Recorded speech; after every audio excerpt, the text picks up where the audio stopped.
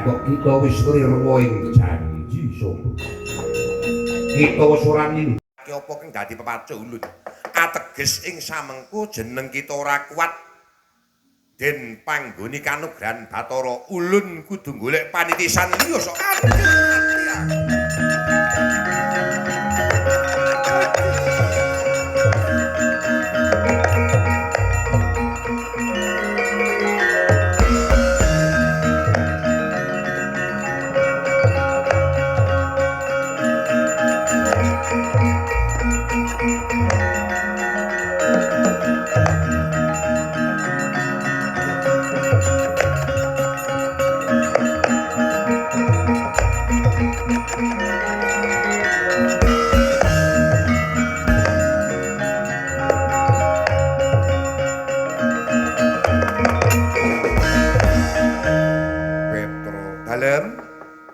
diwiwiti teteki Petruk. Kowe ora kena sembrono. Ngewangi-wangi aku prihatin. Yen ora ngewangi aku prihatin aja takon dosa kok. Yen ana bejaning awak kowe ora kena nderek. Oh nggih. Kersanipun sedakep saluku tunggal. Senika dawuh. Iki kon apa, Gong? Apa iki? Aku karo kowe kudu melu prihatin apa garing ngono iki. Reng. Reng, kosek nggih goleki ciduk iki lho. Jeneng kowe iki ciduke dile kok. Oh, tak le wong sigar ciduke kok ora. Ayo wis ora mangko yang wicara. Apa, Gong? Topoke sedakep tangan kiwa nyandak sikut tengen cok. Tangan tengen nyandak sikut kiwa krekep. Ayo cakep. Ya. Tangan tengen nyandak sikut kiwa. Tangan kiwa nyandak. Iki munu istirahat. Nang ngarep tangan iki. Tangan kiwa nyandak sikut tengen tangan tengen nyandak sikut kiwa urung mangsane donga ora tadamin tangan kiwa plek nek mules ya bali ora nang paran ndak ngambon-amboni kancane. Aku jenengane wong DOBOL. Sopo nyong ora. Ora kok wayang kowe ora. Sedakep kok wah ora sedakep ya ora apa-apa sing penting ndedonga ya, Truk. Oke, wedhuse gareng kono rene. Ra ana ciduk. Dadi nggawa janggel ora. Wah, jan gareng wis ora ana ciduk kaya go janggel kowe ora. Jiji temen kok kowe ora. Ah, sedakep ayo manengku puja. Asu bareng mampu kopet ora.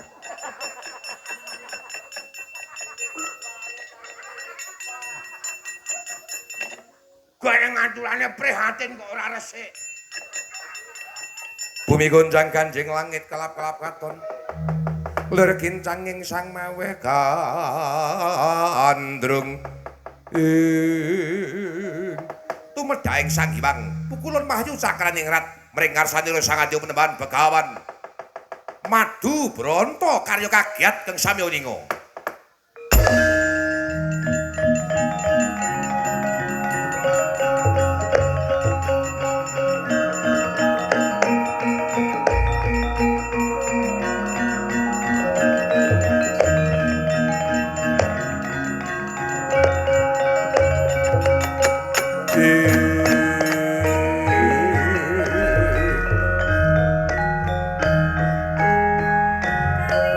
Sakar-sakar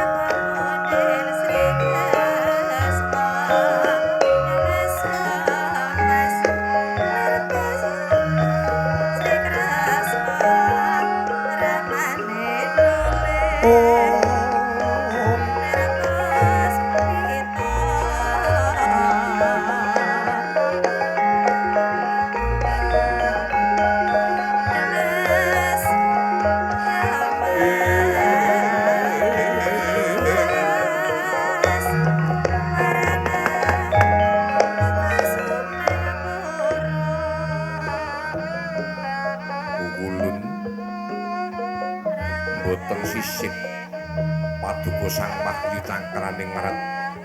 Iya, pono pamawas lebda pitutur. Sejatine pancen ulun iku dununging Wahyu kamulyan. Ya Wahyu cakraning rateng sedya. Amemayu hayuning bawana. Nggir, kita ginaris pinesti dadi kekandanganing Wahyu cakraning rat. Ya Wahyu kamulyan jati. Dununging kamulyan iku pinirang rong prakara, siji mulya donya, kaping pindho mulya ing delahan utawa ing kelanggengan. Mulyaning donya iku ginayuh kanthi urip ora ijin, tegese kudu sambung serawung lawan kiwa kelawan tengene, tangga lan temarone, mitra lan rowangi. Dene lakune wajib angreksa sarawungan mau kanthi jangkep. Ya kang mengko teges anjaga kanthi becik, aja nganti den regeti kanthi rasa drengki srei dawen kamiopet. Apa maneh demen ngendhak sak padani, ngembe sak padani. Aja rumangsa dadi wong ingkang luwih becik lan pinunjul. Awit becik lan pinunjul tumindak sarta patrap iku hamung wong liya ingkang bakal aniteni lan nintingi. Inggih. Sabanjure uripa dadi awake dhewe. Aja demen tiru uriping liyan lan aja dadi ing liyan. Merga kumudu kaya wong liya iku kala mangsa uga mawa prabiya rasa lan uga kepara bisa uga bondo sik ora bakal ana pigunane teges muspra lan durung kinaruwan jeneng kita bisa sembodo madha kelawan wong liya. Anganggo watara ing samubarang karya aja lali tresna sak padha-padha. Mawasa marang uriping liyan kang mapan ing kiwa tengene. Kang uga isih butuh pitulungan, tulungana kanthi klasing ati. Lan lila legawa iku piwilenge Wahyu Widayat. Inggih. Menawi to kados mengaten kula sumanggaaken. Nepna pancandriya kita ulun sedya manjing raga kita manunggal sajiwa saraga kelawan jeneng kita nggir Begawan Madu Branta.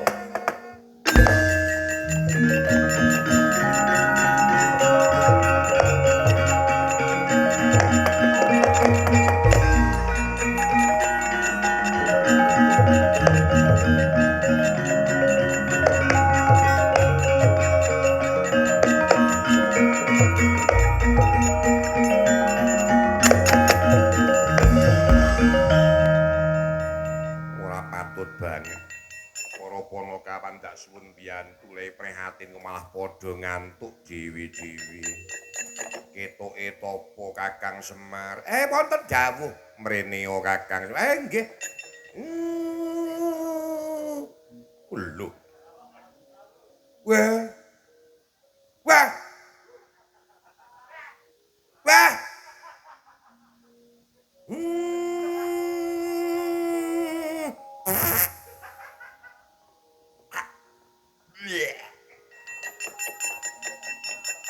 Iki ganggringane iki ora.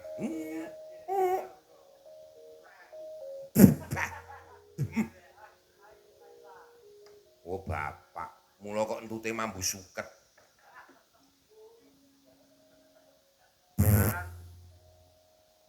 Truk, sapa mangan duren, Truk?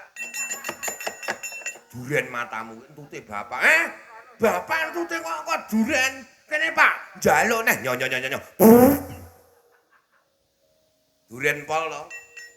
Pret. Nuntut kok katut. Mandore ora. Penembahan paripurna panjenengan sampun kadunungan kanugrahan. mangsalin wujud satine Den.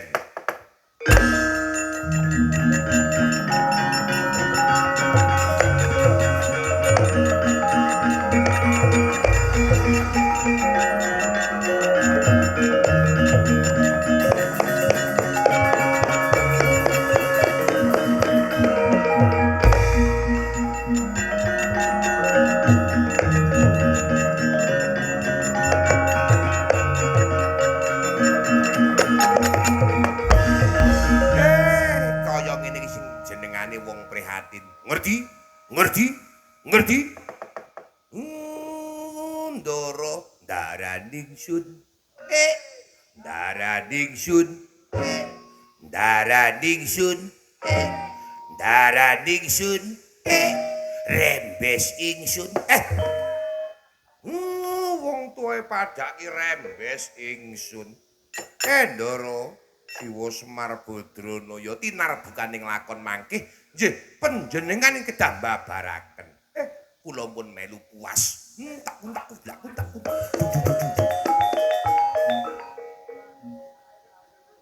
Wong antil tenan nggih. Wong tuwa mlaku biar dikendhangi kaya ngono ra.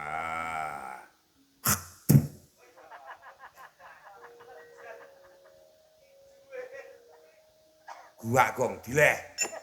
Ra opo no, Mang. Didoni bapak pas nang niru ngono kok kepenak wae. Luweh. Engko nek rene ngono mangku. Gong, kowe ora salahan, Gong. Iduke sampe nggon weteng ora. Sengit aku Semar. Weh. Mel. Semar, kowe kaya Komaril. Komaril kok Koramil iki lho. Ora Koramil kok Komaril kowe ora. Kae Semar kok biasane iki di nganu Di apa kae? Disemir rambute ki njur kaya wong rambute ireng kabeh kae, cukur tipis kae. Ayo. Awake kaya gori.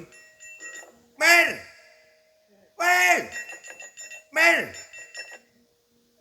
Karo wong tuwa aturane ora.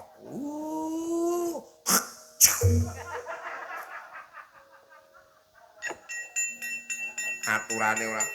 Kadangipun Kakang Yayi Abimanyu pun Kakang kepiye Yayi.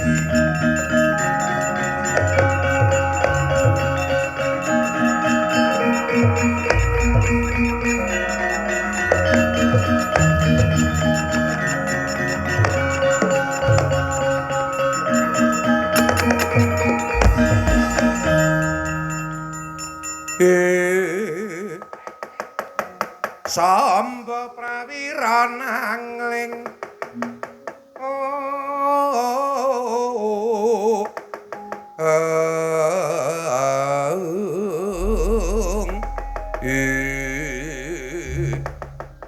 Yayi Abimanyu pun Kakang ngerti yen Yayi Abimanyu ki luwih bejo tinimbang pun Kakang Yayi. Kakang Mas Samba Wisnu Brata iki keparingipun Kang Mas kadosa pundi? Sesuk rejaning jaman muktine Yayi Abimanyu. Ketang sakadang sak penginang pun Kakang melu ya Yayi.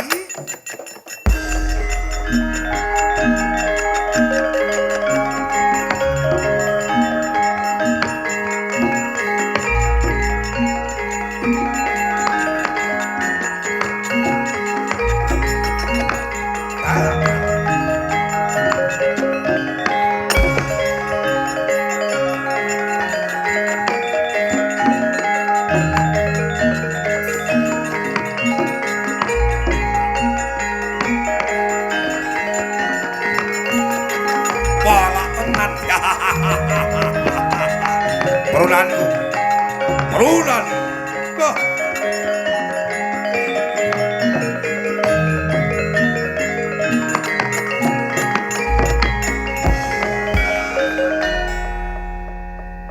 Netra kapikaton anakku Abimanyu bareng kelawan kakangmu Samba.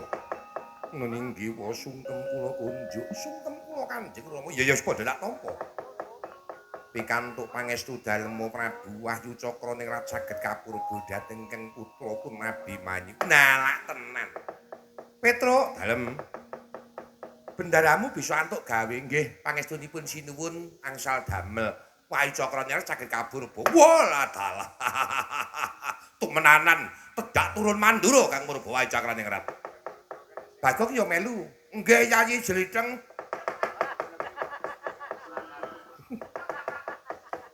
Wis wile tak antemi lho Gong kowe tenan.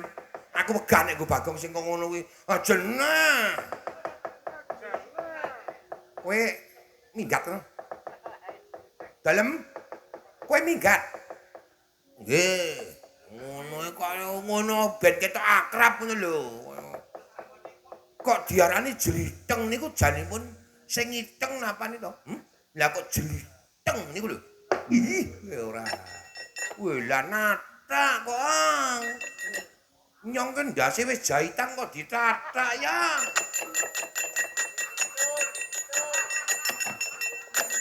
Ya kok tak bingkem kok. Iki sing jaluk kowe. Aduh, ora ngawur wae to. Kowe iki wong-wong banyak ana wayange kok banyak lho ora. Nggih Abimanyu. Tumuli enggal kayu ayu tumuli kundur menyang praja ing Ngamarata. Aja nganti ana gama durgama sendika dawuh Kang Mas Sombo. Apa Yayi? Enggal manunggal dhateng ngrayi mugi-mugi sami wonten sawapi tedahipun tumrap kanugrahan Bathara. Iya, pun Kakang nderek lawan sira Yayi.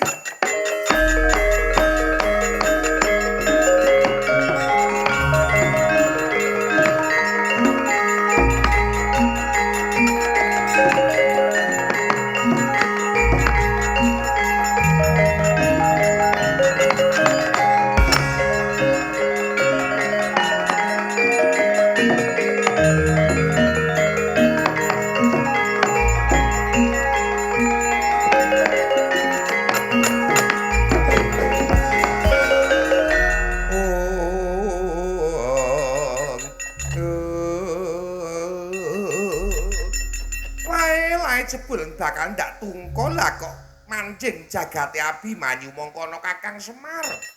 Aku kuwi nek ketemu karo Kakang Semar sok wegah tenan aku wegah tenan. Kakang Semar kuwi sok kasar dolanane, maine ora umum. Anggere ketemu aku dadak mancing kon toko jamu barang wegah. Tinggal bali, nggih Lesmana mangsa bodho ulun kuntur makayang.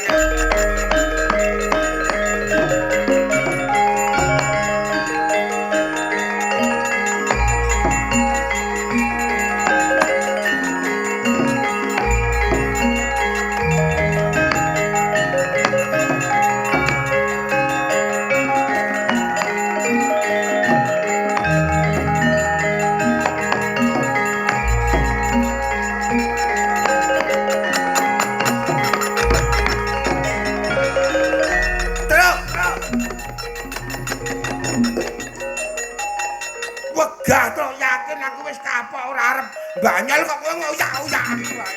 Truk. Wong aku kae ora diutang karo kok. Ora mandeg banting ora. Kowe ki mbok ora.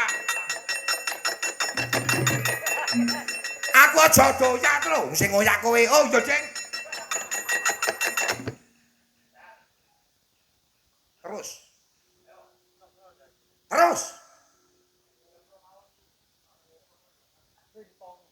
Ayo terus.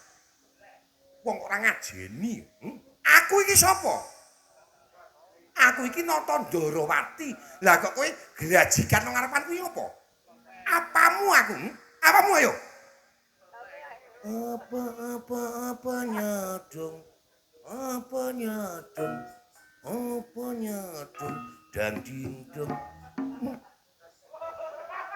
Rasa guyu. Ngono kok guyu. Bagong iki nyengit aku. Niki Bagong niki nyalahi kok kali kula kok ora. Wah tak tinggil gundule tenan. Weh jame. Masalah ini ku mung sepele. Apa? Mergane apa lho koyo bocah cilik. Niki lho Petruk niki lak nganu. Dadi Petruk niku tak kaco. Pacare Petruk tak pisahke. Lah mergane wong kula niku wong luwih enom oleh mbokne kok niki wani mbajul anake. Yo tak pisah niki serik kalih kula. Wong endi? Wong endi ayo? Wong Madukara? Mboten, wong Gedhong Sari. Ya. Malah diomongake ora. Bendaramu Werkudara kon mrene, Non. Bendaramu Werkudara kon mrene. Ora wani gugah. Yaene Ndara Werkudara ki nggek ngono. Nggek ngono ora. Ora gemek cakra raimu. Nggih, wah jan senengane kok maine kok njur cakra lho. Aku wegah tenan ora. Ndara Werkudara. Ono apa? Nika timbali Kang Raka nika lho. Ora ngono. Lho. Kapok kowe, Gong, ora. Ono apa? Sideng Kakang. Tinemu ning lakon wacakan Kapurba marang anakmu Abimanyu. Nanging ngerti apa para Kurawa kae padha mbarang ngamuk. Suratantaha singkirna aja melu-melu sampake karo bumi.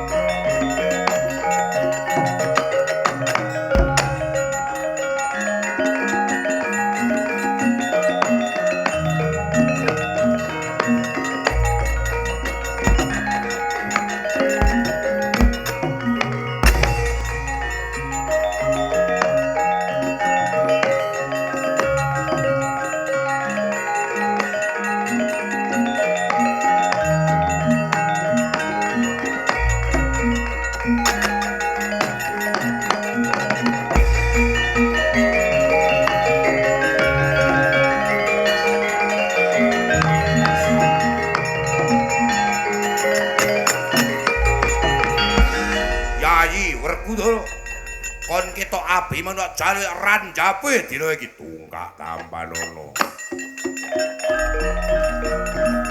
What? Gede. Wah. What? Wah. Wah.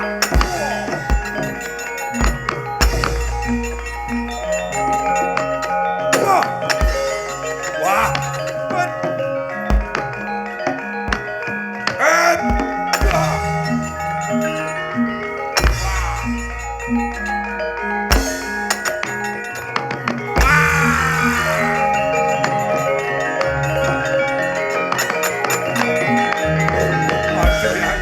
Tumekaning pati aku iki tak buat tiba segara tiba nang kamu.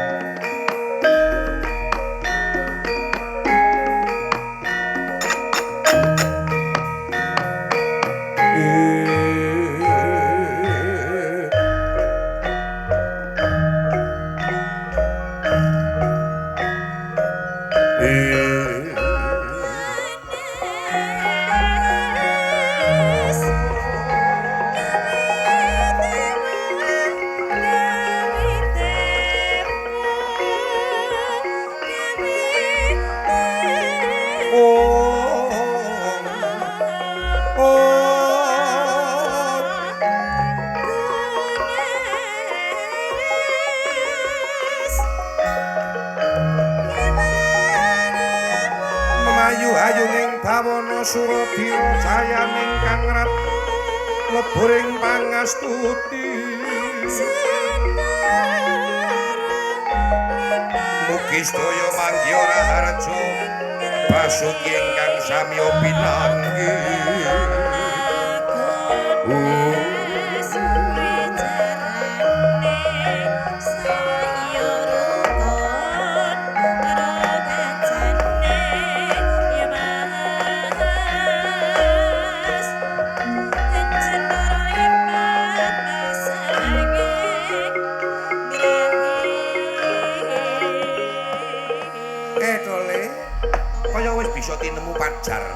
lakoning tumuruning kanugrahaning Wahyu Cakra ningrat bisa dadi sarana kamulyaning jagat sak isine mulya bumi langit sak isine kang sarta aku lawan kowe sak pungkure saka papan kene mbok mono duna dungkap nggonku babar purwa muga tansah nyadong agunging samudra pangaksama warga ana ing